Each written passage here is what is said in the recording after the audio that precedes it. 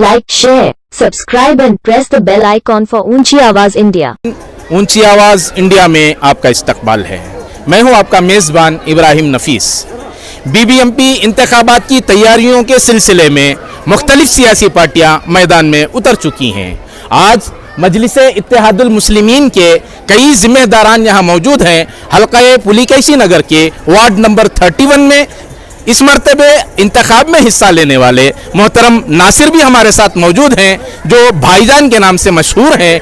हल्के के जो मसाइल उभर कर सामने आ रहे हैं, गंदी नालियों का एक तरफ मसला है, कचरे के ढेर जगह जगह नौवारिद का इस्तकबाल करते भी नजर आते हैं। अक़लियतों से मुतालिक जिस तरह फौलादी दीवार बनकर ऑल इंडिया मजलिस इत्तेहादुल मुस्लिमीन ऐवानों में अपनी आवाज़ बुलंद करती है, क्या इस सिलसिले में भी अपनी उसी पहचान को बरकरार रखती है या नहीं, ये आने वाला वक्त ही बताएगा। केजहल्ली के अंदर जो आज यहाँ प्रोग्राम मुनक़िद किया गया है, ये वार्ड ऑफिस ओपनिंग का एक प्रोग्राम है और इसके साथ जो है यहाँ पर जो है कई सारे हज़ारों की तादाद में मेंबर शामिल हो रहे हैं। ज्वाइनिंग प्रोग्राम भी रखा गया है। बेंगलोर के हर कोने कोने के अंदर मजलिस का परचम लहराया जा रहा है और हर वार्ड जो है इसी तरह से आप देखते आएंगे इंशाल्लाह। और बेंगलोर में जैसी तेज़ी या जैसी गर्मी नज़र आ रही है, दीगर डिस्ट्रिक्ट्स में मजलिस उतनी तेज़ी के साथ नहीं चल रही है, तो तेज़ी लाने के लिए क्या इक़दाम होंगे? इंशाल्लाह करीब ही जो है हमारे आली जनाब बैरिस्टर असदुद्दीन ओवैसी साहब जो है यहाँ उनके प्रोग्राम होंगे और पार्टी जो है मजबूती के साथ जो है उभर रही है।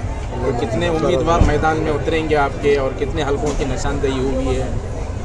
नहीं, पूरे बेंगलुरु में काम चल रहा है। ये जो कैंडिडेट का सवाल है, उस वक्त जो है हम हेडक्वार्टर से बात कर दारुसलाम से बात करके इंशाल्लाह अनकरीब ही आपको जो है अनाउंसमेंट करेंगे।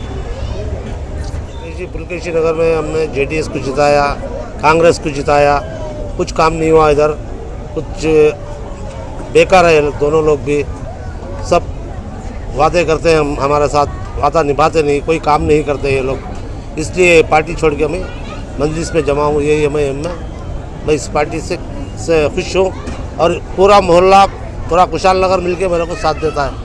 मैं इस पार्टी को अच्छा काम करूँगा, ये पार्टी के साथ अच्छा रहूँगा मैं। हल्का पुलिकेशी नगर के सिविक इशूज़, यहाँ के बल्दी मसाइल, कचरे के, पानी के, मोहल्ले के, इस तरह के क्या मसाइल बहुत ज़्यादा फोकस हुआ? पहले मैं सोशल वर्कर्स का काम करता था, हर घर में नल पहुँचाया हूँ मैं, हर गली गली में नल पहुँचाया हूँ, कचरा साफ़ किया हूँ मैं, सब काम करके हूँ। अभी जो प्रेसिडेंट कारपेंटर है वो ठीक से काम नहीं करते, वो कचरे की गाड़ियाँ नहीं आते, एक साल रोड खोद के छोड़ देते हैं, रोड बनाते नहीं। वो 1 साल 1.5 साल के बाद रोड बनाते हैं। ऐसे बहुत प्रॉब्लम्स है हमारे एरिया के अंदर।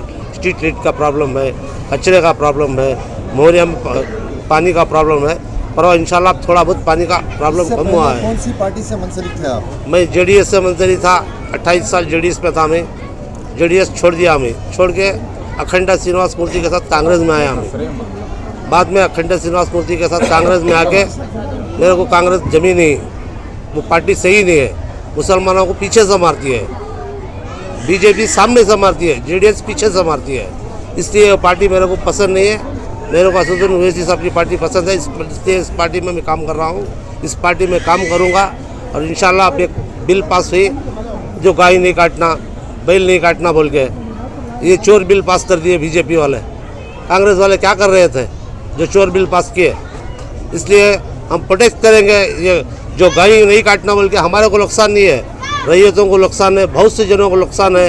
ये गाय का गोश्त मुसलमान भी खाता है, दलित भी खाता है, क्रिश्चियन भी खाता है, बहुत से लोग खाते हैं गाय का गोश्त, कई ब्राह्मण भी खाते हैं, कोई नहीं खाता बोल के नहीं है। लेकिन इन लोग चोरी का काम किए, चोरी से बिल पास किए। ये बिल को हम पास होने नहीं देंगे।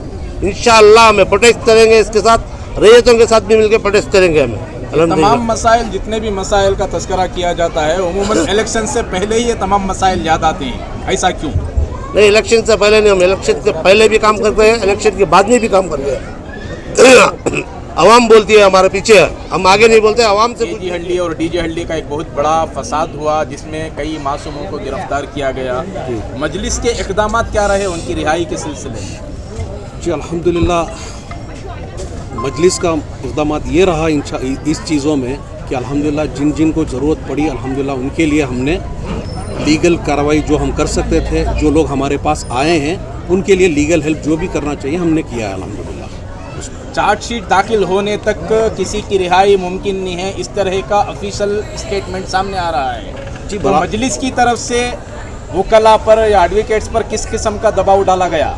जी देखिए, एक लीगल प्रोसेस जो होता है तो वो उसकी लीगलिटी होती है, क़ानून जो होता है उसके हिसाब से चलता है। हम लोगों ने प्रेशराइज़ किया है कि चार्जशीट को हमने अपने लॉयर से बात करके हमने प्रेशराइज़ किया है कि चार्जशीट को जल्द से जल्द सबमिट किया जाए ताकि इस केस को पूरे फेयर और नीट और क्लीन ढंग से इसकी सुनवाई हो। आखिरी सवाल ये है कि इस मसले में जो अहम मुलजिम था या अहम जो मास्टरमाइंड था नवीन, रिहा कर दिया गया बेल पर और बेकसूर अब तक मुक़य्यद है, इस सिलसिले में कोई कानूनी पहल हुई मजलिस की तरफ? अभी तक तो इसकी तैयारी चल रही है हमारे, लेकिन अभी तक तो हुआ कुछ नहीं है, लेकिन तैयारी हो रही है। लेकिन क़ानून ऐसा है, देखिए क़ानून ऐसा है क्योंकि उसने कुछ किया, उसके लिए बेलेबल वो ऑफेंस था उसका, इसीलिए उसको बेल मिली है।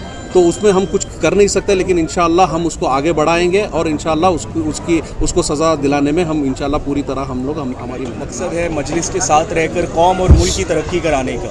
तो यहाँ जितने भी लोग आए हैं, हमारी उनसे यही गुजारिश है कि आप मजलिस के साथ जुड़कर कौम की तरक्की के लिए जुड़ें। ये कांग्रेस की और दूसरे लोगों की ग़ुलामी करके जिन्होंने कौम को खोखला कर दिया है, ये लोडर लोग हैं। इन्होंने अपने पैसे बनाए, अपनी जायदाद बनाई, ज़मीनें बनाई और हमें किस हालत में पहुँचा दिया है।